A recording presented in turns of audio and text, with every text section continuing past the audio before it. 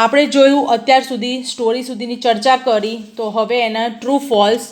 તો જુઓ, જે સાચું છે એની ઉપર, જે ટ્રુ છે એની ઉપર સાચું કરવાનું, જે ફોલ્સ છે એની ઉપર ટીક કરવાની છે. જે સાચું છે એની પર ટીક કરવાની, જે ખોટું હોય એની પર ટીક કરવાની. મતલબ ટ્રુ પર અને ફોલ્સ ઉપર.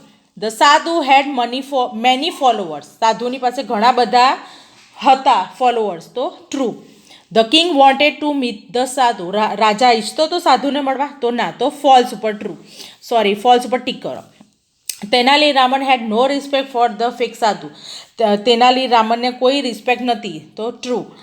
The sadhu was really a holy man. એક પવિત્ર આત્મા હતી સાધુ, ના, તો ફોલ્સ. ધ સાધુ હેડ અ મેજિકલ બિયર્ડ. એની પાસે જાદુઈ દાઢી હતી, ના, તો false. Tenali Raman really wanted to go to heaven. એ સાચેમાં સ્વર્ગમાં જવા માગતો હતો રાવણ, ના, તો false. The sadhu made the villager a rich man. સાધુ ગામના લોકોને રીચ બનાવતો, ના, false. The king cared for his people. રાજાને લોકોની ચિંતા હતી, તો હા, તો true. Good sadhus always accept money for this service. ના, તો ફોલ્સ. સારા સાધુઓ કોઈ દિવસ પોતાની સેવાના રૂપિયા ના લે, માટે false. The king trusted Tenali Raman. હા, તો ટ્રુ. તેનાલી રામનને તો કિંગને તો ટ્રસ્ટ હતો તેનાલી રામન પર. Will you go to a sadhu to good marks in the exam. તમે ઈચ્છો છો ગુડ માર્ક્સ લેવા માટે તમે આવા સાધુ પાસે જશો, તો ના. અને જાઓ તો પણ હું તો મારું ઝાપટ. પાછળનું page.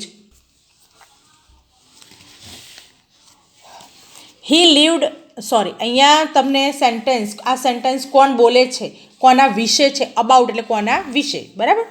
He lived in the camp. આવું કોણ બોલે છે?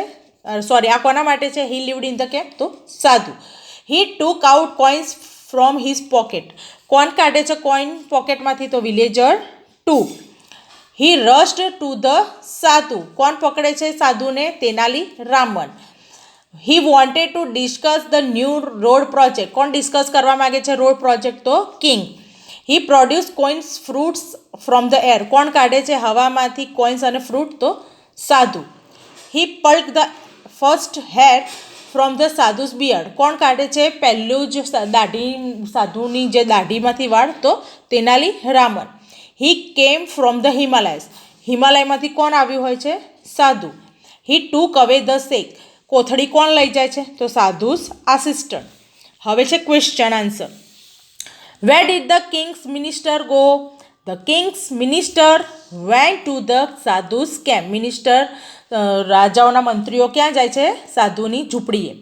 Vote did the people offer to the sadhu? લોકો શું આપતા હતા સાધુને? The people offered gold coins, clothes, animals, grains and dry fruits to the sadhu. What did sadhu do by puja? Puja દ્વારા સાધુ શું કરતા હતા? The sadhu cure any illness by puja. Cure એટલે સાજા કરવું, કોઈ પણ રોગને સાજા કરતા. What was the sadhu's promise to the villagers 2? સાધુએ વિલેજર્સ 2ને શું પ્રોમિસ આપ્યું? The sadhu's promised to make villagers 2 rich. સાધુએ પ્રોમિસ કર્યું હતું કે વિલેજર 2 ધનવાન બની જાય. Who pluck the first hair from the sadhu's beard?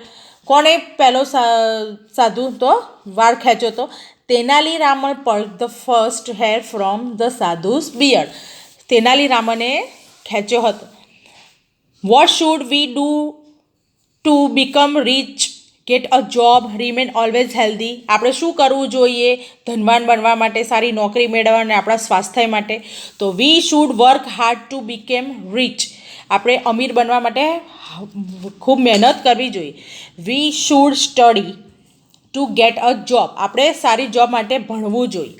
V should eat good food to remain healthy. We should eat good food to remain healthy. આપણે સારું ખાવું જોઈએ આપણા સ્વાસ્થ્ય માટે, બરાબર. અહીંયા તમને શબ્દ સમૂહ આપ્યા છે, એ કોના માટે છે? A country ruled by king. જેના દ્વારા કન્ટ્રી ચાલતી હોય તો કિંગડમ.